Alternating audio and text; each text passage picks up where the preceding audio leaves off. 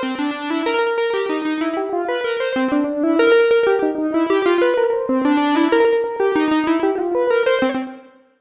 everyone, in the next couple of videos, I'm going to talk about the sequencer. There are two different modes to program and playback sequences, keyboard mode and step mode. Both work equally well and have their pros and cons. Ideally, it's a good idea to be able to use both. After we cover both methods of creating sequences, we'll go through some options for live performances, some functions you can play while the sequence is running. In this video though, I'm going to show you how to use the keyboard mode. This is the default mode. You can change between keyboard mode and step mode by pressing Shift and the arrows. A green light here indicates that we are in keyboard mode. An orange light here indicates we're in step mode. Let's go to keyboard mode. First, we should initialize the pattern to make sure that we're all starting at the same place. To do that, we press Shift, Reset, and Pattern. This erases any data that was in there from previous recordings. There will be a stream of red lights, and if you press play, you'll hear a repeating note on step 1 indicating that there's nothing there.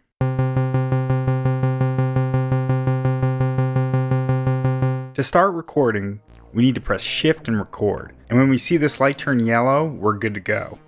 The light here is green, indicating that we're on page 1 of the pattern, in other words, the first 8 steps. If we program in more than 8 steps, this light will move to the second page. This blinking light indicates that we're on step 1. Now the first step acts a little bit different than the others. It took me a little while before I wrapped my brain around this. Right now step 1 is blinking and we have to play a note for step 1. But for every other step, you'll play a note to activate that step. I'll point it out as we go along. But to start, step 1 is blinking and we need to set the first note. So let's play your first note. Now let's add another step. Notice how step 1 is still blinking? The next note we press will be for step 2. That's what I was talking about. Even though step 1 is blinking, you are pressing the note for step 2. It's like that for all the notes except for the very first one. But from there, you can continue to enter notes until you are done with your sequence. Notice how when I went to the 9th step, the green LED moved to page 2. I'll be programming a 16-step sequence. That means I want to stop when the 8th step, actually the 16th step, is blinking. Remember that if I press another note, that will activate a new step, so then there would be 17 steps.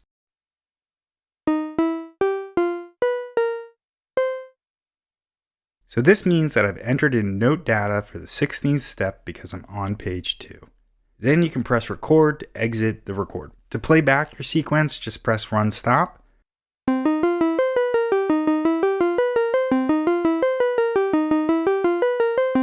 Keep in mind that pressing run stop pauses playback, and in order to return to the beginning, you need to press reset. You can do that while the sequence is paused or while it's running.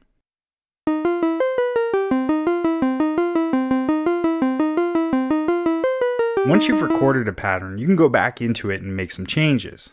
Press Shift and then record. Steps with data will be lit. The octave location LED 1 will be lit green to indicate page 1 of the pattern. Step LED 1 will blink at the current tempo, indicating that it can be edited. So you can advance through the pattern as you did before and any information will be overwritten. But realistically, if you're entering this mode, it's probably because you want to edit a specific step. So let's just focus on that. In order to make an edit, hold Shift and press the step you want to edit. Note that the sequencer will play the note when you press it. And after you hear the note, you'll see it's blinking, indicating that it's ready to be edited. From here, you can edit the step however you like. Any note you press will overwrite the previous information, and the last note you press will be the one that's stored. Press Shift and a new step to edit a different step or record to exit. This can be a little bit tricky to get the hang of, but once you do, it's fairly intuitive. I actually really like the Mother sequencer. There are also some expression options that we can add for each step. We can change the gate length, which is how long a note will be sustained, and you can extend a gate long enough to tie it to the next note. We can put an accent on certain steps, we can make the steps have a ratchet or stutter, and we can add slides in between notes. You can also have any step be a rest. So if you want to add these parameters and expressions while you're initially creating the sequence, you can do it, Right after you press the note you want, while the step is still blinking, just add in the expression. I like to enter in all my notes first, and then go in after and add additional expressions. The process is really the same though. Let's take our sequence and just add in some expressions.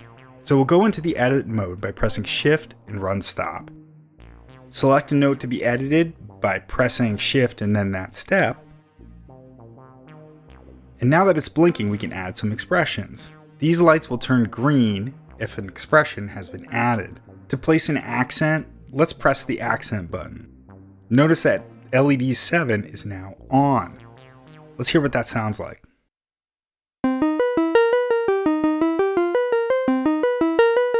Just a reminder, if you watch the assignable output video that I made, you can set the assignable output to send a pulse whenever there's an accent. You can also change the function of accents in the page 8 of the setup mode, basically turning accents on and off, or making it so that the pulse comes out but you don't necessarily hear the accent. There are some useful applications to that. If you want to, say, trigger another piece of gear on specific steps, you could turn the accents off so that it doesn't change the notes of your sequencer, but still have a pulse come out from the assignable output. To add a ratchet, you hold Shift and turn the glide knob. Notice how the LEDs turn orange and indicate the number of ratchets. You can choose between 1 and 4. LED 6 lights up, indicating that there are ratchets on this step. Let's hear that.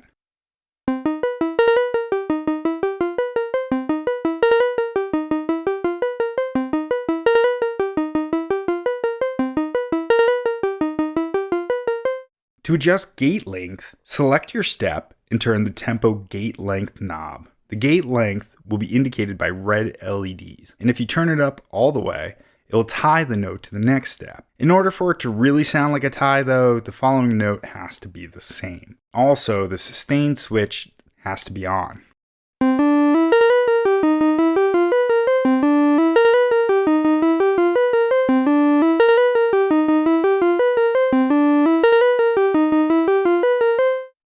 Lastly, to add a slide, select the destination note and turn the glide knob until LED 5 lights up. The slide length can be adjusted in real time using the glide knob.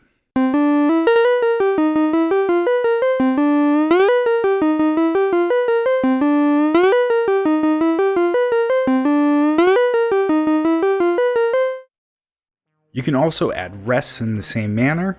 Just press the rest button. This will silence a step and leave all the data there. LED 8 will light. If you unrest it, it will still retain all the expressions you placed on it, including the note data. Finally, once you're all done editing your sequence, make sure you save it, hold Shift and record. The green LED will blink. Remember that you have 8 banks and 8 pattern slots to save in. To change banks, hold bank and press the arrow keys. Now we're on bank 8. To change patterns, just press the arrow keys. We are on pattern 6. When you've selected the bank you want, press Shift and record.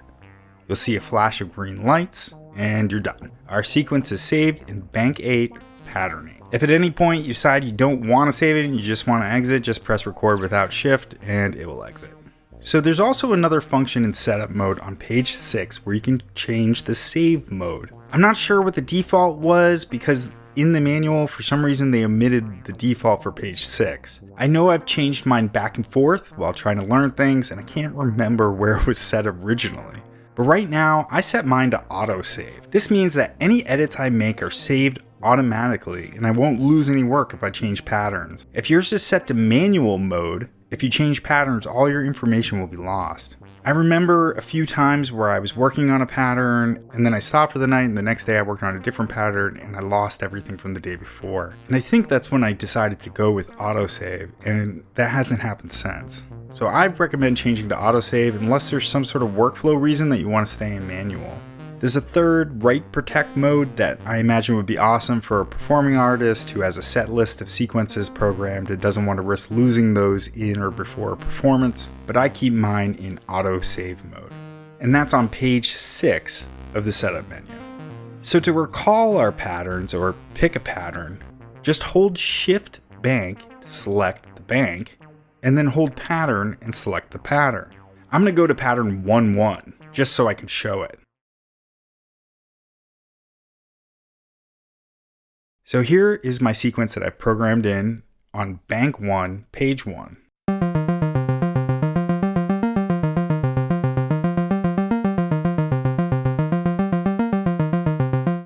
Now let's go back to the pattern we were just working on, which is on bank 8, pattern 6.